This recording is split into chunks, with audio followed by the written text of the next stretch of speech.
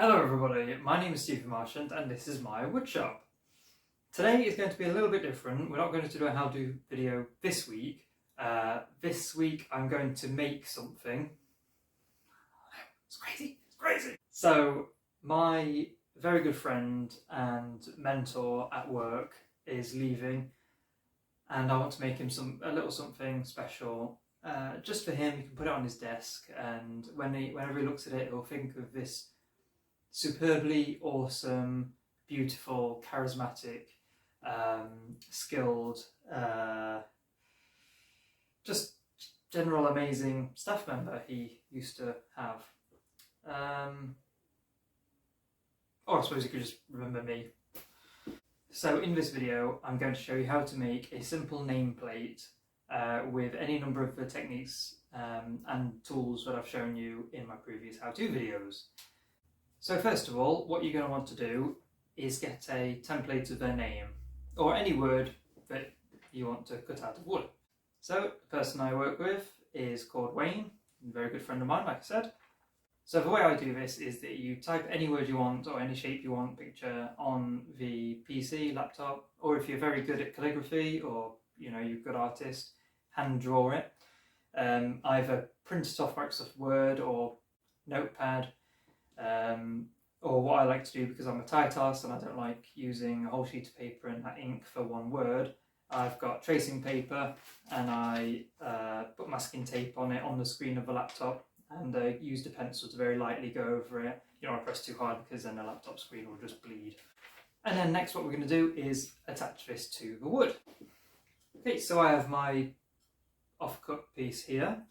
There's holes on one side of it, but you can fill those in, or if you're like me, you can try and be very lucky and position the word so it misses off all of those dots. There we are. So we've got a piece of wood that fits the name. Then what we're going to do is incorporate this technique that I saw on YouTube on a video ages ago that I can't remember the name of. To make this easier in the long run, and you'll thank me for this later, what you do is get some masking tape and cover the surface of the wood with masking tape.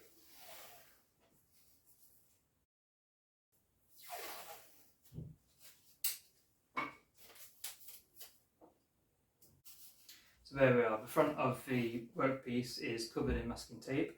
And then you can pretty much use anything. You can use PVA glue, you can use spray adhesive, you can use double-sided tape like I've got here, and stick this onto the workpiece. And stick it down there like that. And just either use some scissors or a knife to trim off the excess, otherwise it will just get in the way.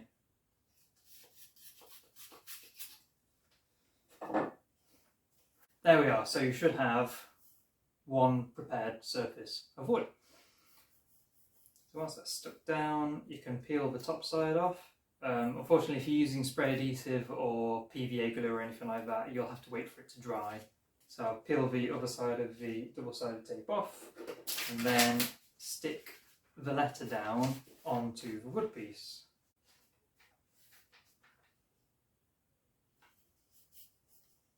There we are. So the trick here is that, well, this technique anyway, you want to make sure that if you've got a straight piece of wood, luckily this was an offcut of a straight piece of wood, if not, run it through a table saw or a bandsaw, or cut it with a handsaw and make it straight. And you want to make sure there is a gap at the bottom and then the top of the letters are all still inside the workpiece. Obviously if any letter pokes up and off, then you're going to lose that piece of the letter. So I find it works easier if you've got a font that is perfectly straight along the bottom, so then they can all join together on this one stand or piece of wood that it's going to rest on. And if that doesn't make any sense, it will do in a minute. Right, now that that is on, I'm going to cut away the rest of the tracing paper.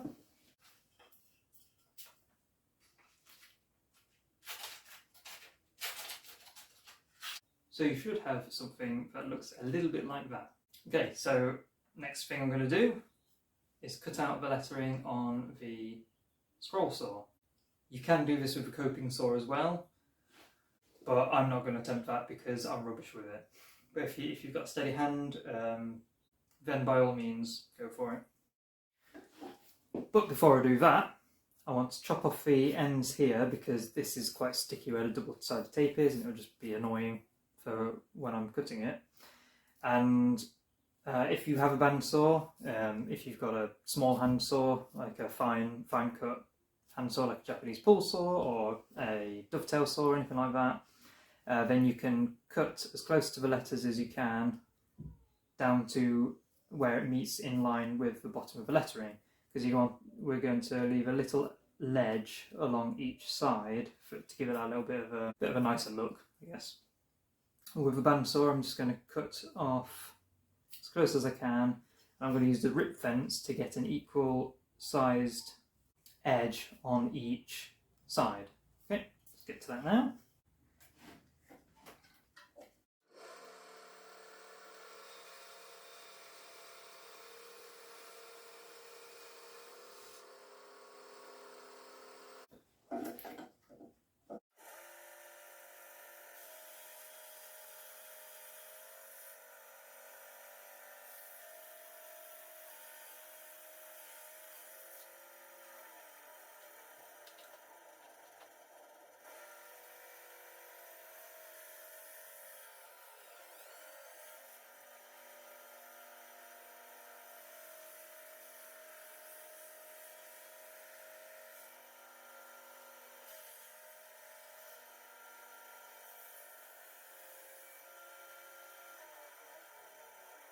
Oof. And there we go. So we're going to trim these bits off when the final product is unveiled. But for now, we've got the lettering as wide as we want it, and now with the scroll saw we can go in between all of the letters and in the little holes here, and we'll actually make some letter shapes. Right, so before we start cutting with a scroll saw, we've got to make holes for the scroll saw blade to slot into when we come to things like the inside of this A here or the under of the W, where we can't get a blade in and around, because otherwise that'll make a little cut there that you'd rather not have. So I'm going to drill a hole all the way through on the bottom here.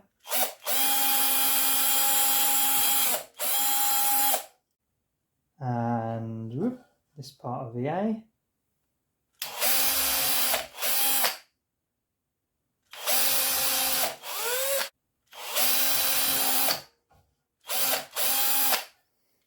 Now, if you have a multi-directional scroll saw blade like I do, a spiral one, then it doesn't matter where you drill your holes because you can just start moving in any direction.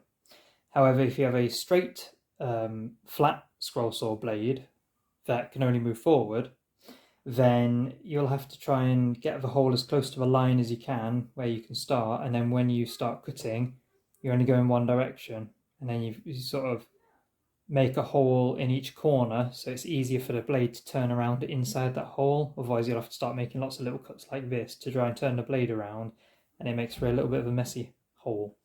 So yeah, like I said, mine's a spiral blade, so I can put my holes wherever I like and start cutting in any direction. Alrighty then, so I've moved the camera a little bit closer. This is the best angle I can get it, so you can see what's going on. I apologise if my hands get in the way at any point. So I'm going to start with cutting around the letters first, and then afterwards I'll poke the blade through the drill holes we've made here and cut out the last little bits afterwards. The wood's thick enough that I don't have to worry about any little bits snapping off while I'm trying to cut the insides out. Right, got my ear defenders on. Let's get cracking then.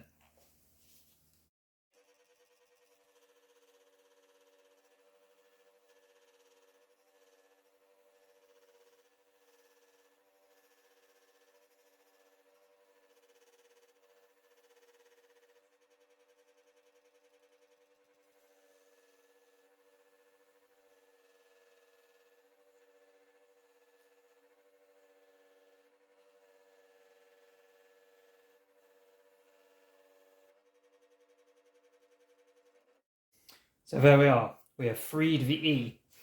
So don't worry if your letters don't follow the line absolutely perfectly. As you can see, the bottom of this E here is a slightly curved upwards a bit. There's nothing that a little bit of sandpaper can't fix. So wouldn't worry about it. No piece of woodworking is ever going to be perfectly spot on 100%, and it just adds that extra bit of handmade quality to it. All right, let's go around.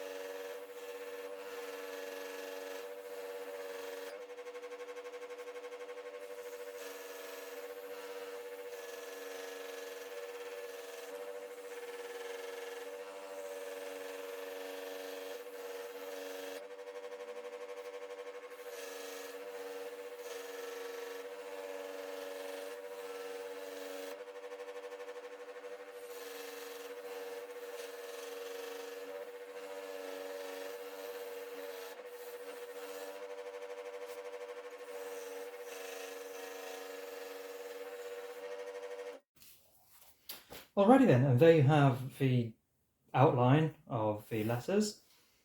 The next part is a very time-consuming part. You have to unclamp your blade and poke it through the hole, reclamp it, start cutting, and you cut this tiny little triangular hole here, and then it's done. You have to unclamp your blade, poke it out, slot it through the other hole, clamp it up again. It's very time-consuming, so I'll try and skip and fast forward as much of this part as I dare to. So twist the knob, pull the clamp out.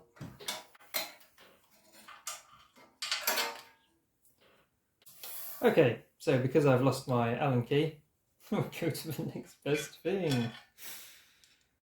If there's anything I've learned from woodworking, is how to be better at problem solving.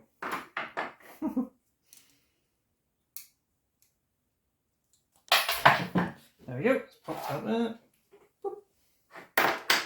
Right, so now the fun part. So we find the hole at the back, bing, slot the blade through, and then reclamp it up. Make sure it's nice and tight. There we go. Don't want the blade popping out halfway through. There we go.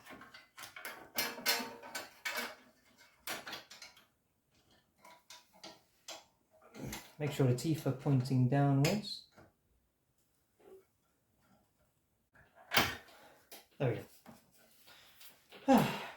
Reapply the tension. That feels about right. You've got to be very careful with these because the blade is inside the wood. Make sure you've got a firm grip on the wood, otherwise it's going to start jumping around like a madman.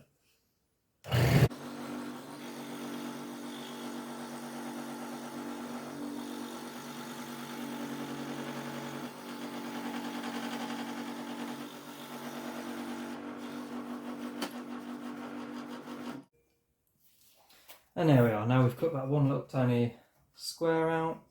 Move on to the next one. Only 3 more to go.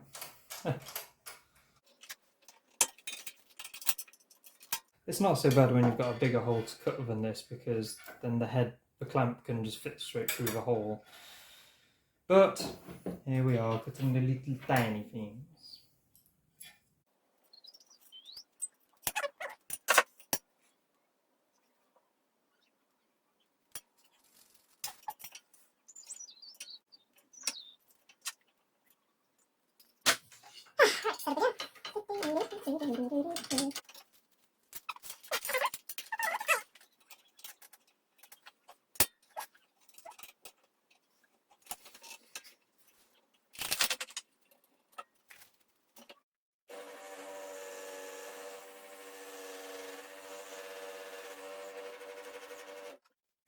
And here we go again. Loosen it up. It's too dusty around here.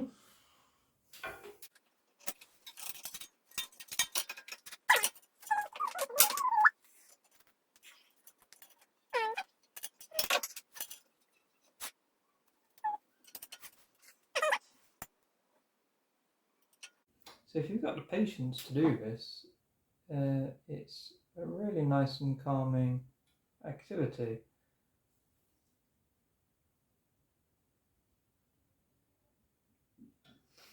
Obviously I prefer it when there's not so many inside holes, or like I said, if the hole's big enough that the clamp can fit through by itself. But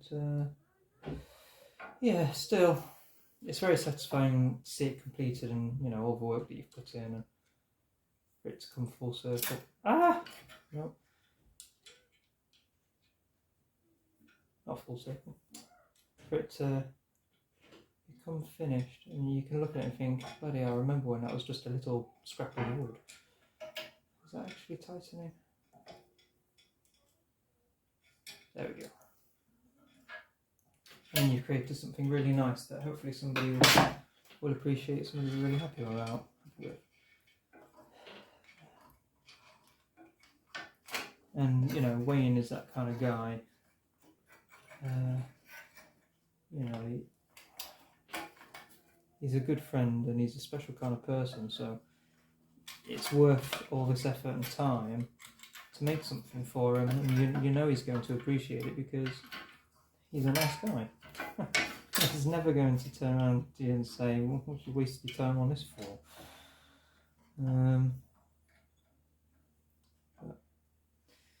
If you ever are in Grantham, in Lincolnshire, then look out for Wayne. You'll spot him because he's wearing a great big puffy orange coat. You can't miss it. Righty, here we go again.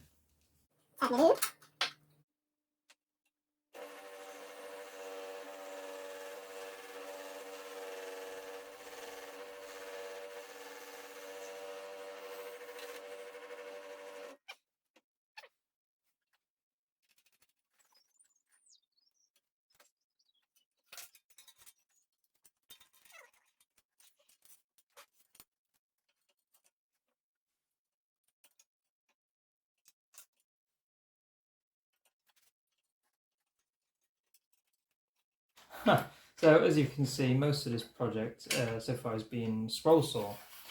But I mean, by all means, if you have the skill and the patience, maybe skill's the wrong word, if you have the patience and this, a hand steady enough to do it, then you can do all this with a coping saw, which does exactly.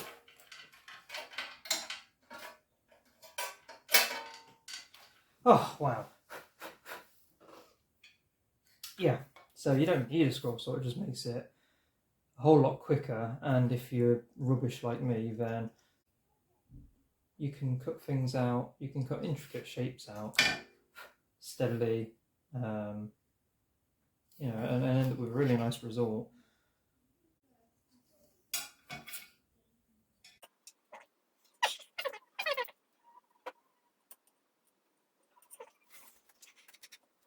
By no means is a scroll saw a necessity for woodworking. It's more of a hobbyist thing, like a crafty thing.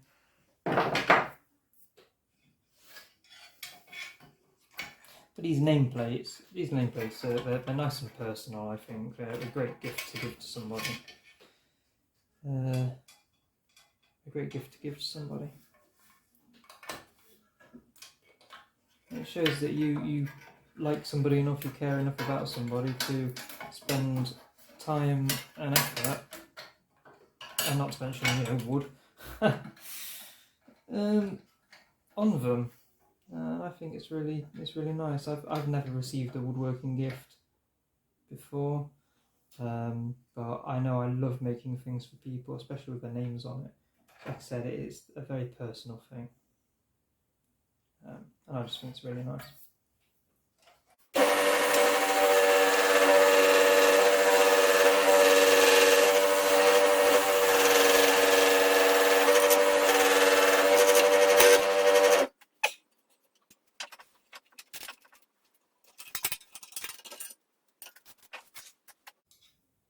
So usually, instead of using a pair of pliers, you'd have another Allen key, one in each end, and you just twist them counterintuitive to each other. Boop.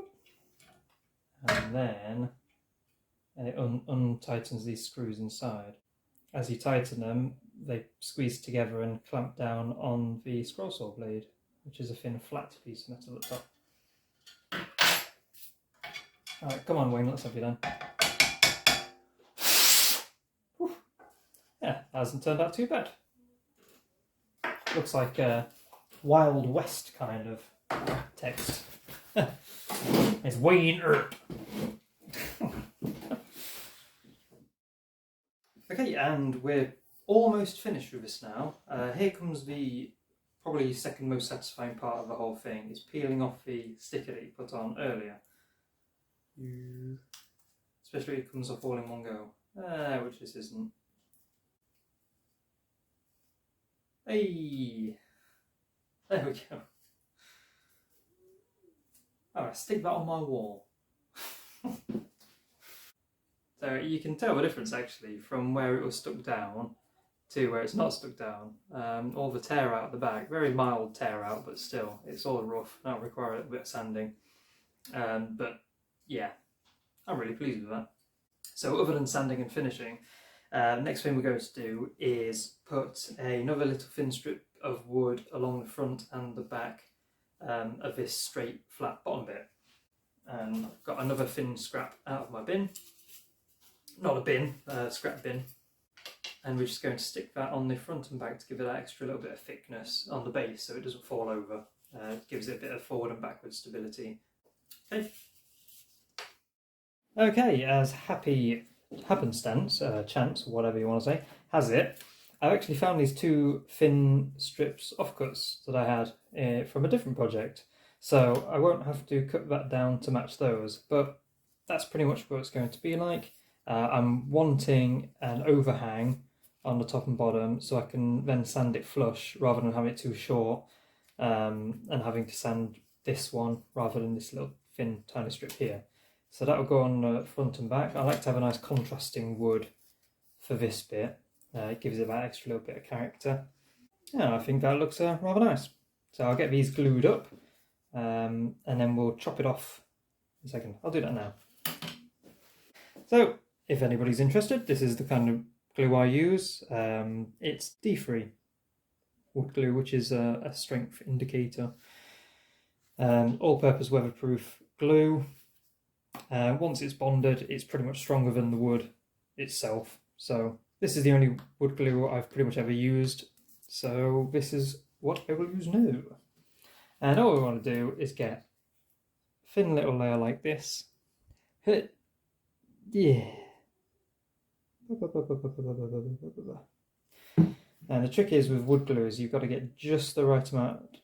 If you have put too much on, then it's just going to squeeze out when you clamp it. In fact, I've put a bit too much on now, going everywhere. But you just spread it around so it's covering the whole surface of the wood. Wipe the excess on your face, or just lick it off. I'm joking, don't do that. It's quite toxic, as you can imagine. Nobody wants to eat glue. So you just wipe on your workbench or on a piece of cloth. And then press it down. And what I want to do is just make sure that the top is lining up with the top of the workpiece and there's a little bit of overhang at the bottom. So just very gently put it down there. And then put the next one on. So very thin sliver this time.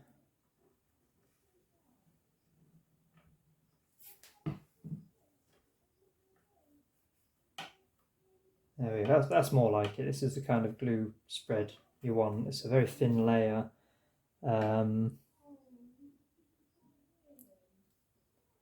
And when you press it together, it will spread but won't squeeze out too much to either side.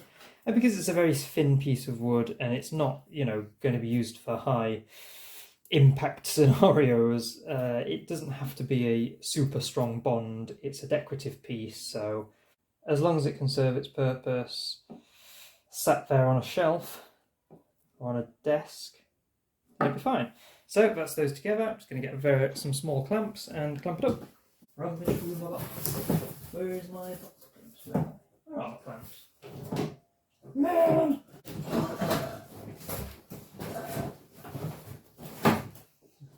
Where are the clamps? Where are the clamps gone?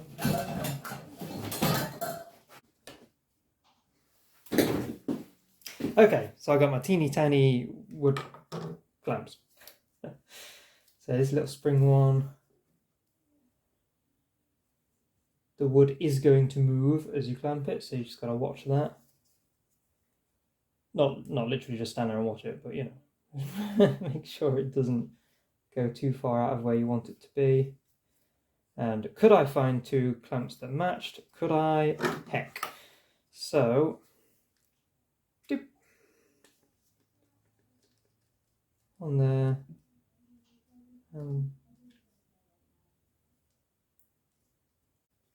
You can see the one that I put quite a bit of glue on is squeezing out along here. And this one not so much. I'm not very happy with that clamping strength, so I'm going to grab a few more clamps.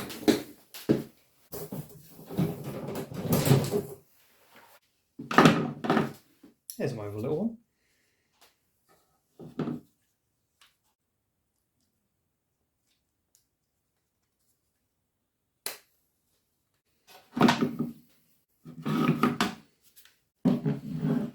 There we go.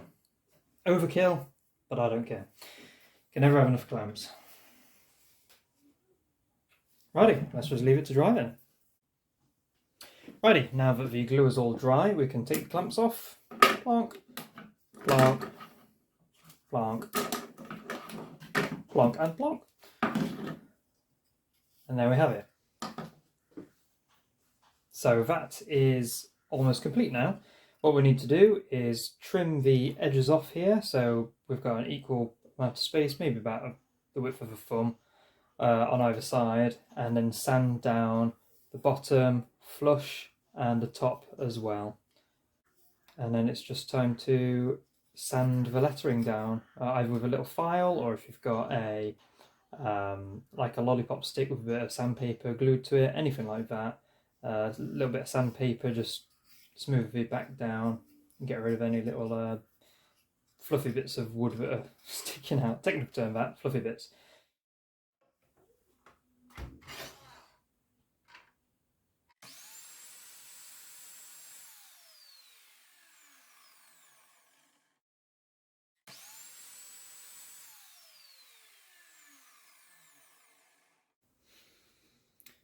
And by no means does that have to be perfectly spot on. As long as it looks right to your eye, it's fine.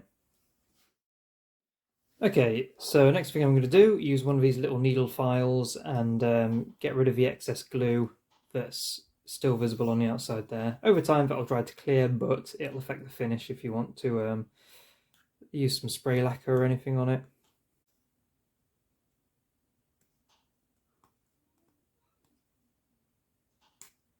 Probably would be a bit better with a knife actually.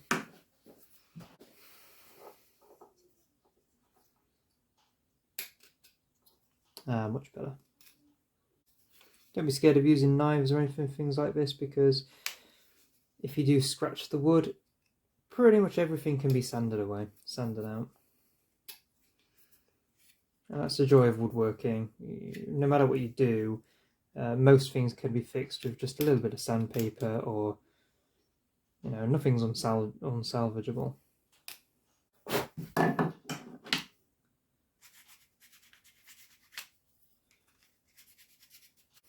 There we go. Righty, so I'm going to use a belt sander just to clear off this excess along the bottom, and then I'll just get some hand sandpaper and do the ends here. You can use anything. You could use the knife to just trim these two bits of darker wood off. You could use a router on a table. You could use a file, you could use sandpaper, anything just to get them nice and flush. If you've got a flat piece of a flat surface with a piece of sandpaper on, you can just rub it along like that and it'll keep the bottom straight. Belt sander will have a flat base anyway, so I'm just going to use that and sand it off. And here we are.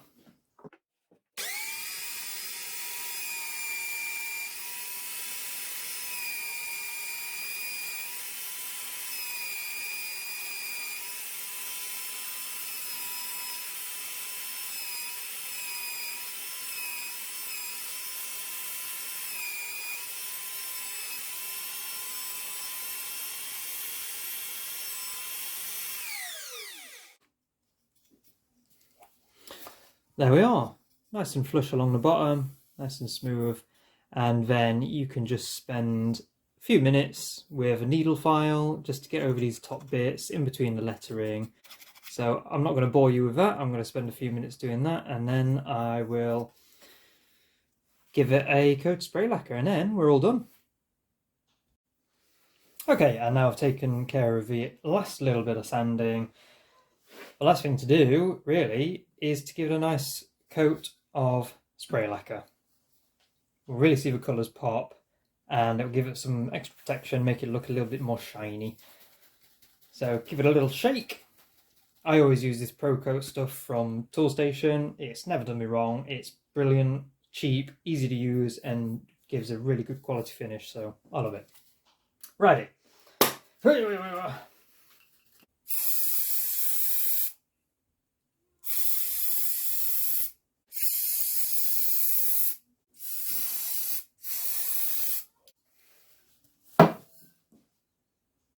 So I'll give it 2 more coats. I've got to leave about 20 minutes in between each coat. But once that's done, we'll have a good old look at it and finish up the video.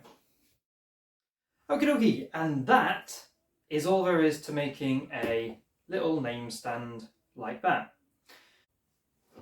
There are so many different ways you can do it. You don't even need power tools to do this. I'd rather not use hand tools, but it can be done. I don't know if I'd be able to do this without my power tools, but if you've got the patience, with a bit of practice, you can make something like this with just a coping saw, a hand saw, and some hand sanding paper. So I hope you like this Wayne. He will have already had it before this video comes out, so don't worry, the surprise isn't going to be ruined. But yeah, I hope you like it, Wayne. It was an absolute pleasure working with you. Place isn't the same without you, I'm sure. But all there is left to say is thank you very much for watching. I hope you enjoyed this video. Please subscribe to this channel if you want to see more things like this. Give it a like if you did. If you didn't, leave a comment, tell me why you didn't like it, what I can do next time to improve it. This video is going to go on a separate playlist called Projects. It's not going to be a woodworking how-to video because it's not demonstrating a specific tool, kind of thing. So, thanks again for watching, everybody. Bye-bye.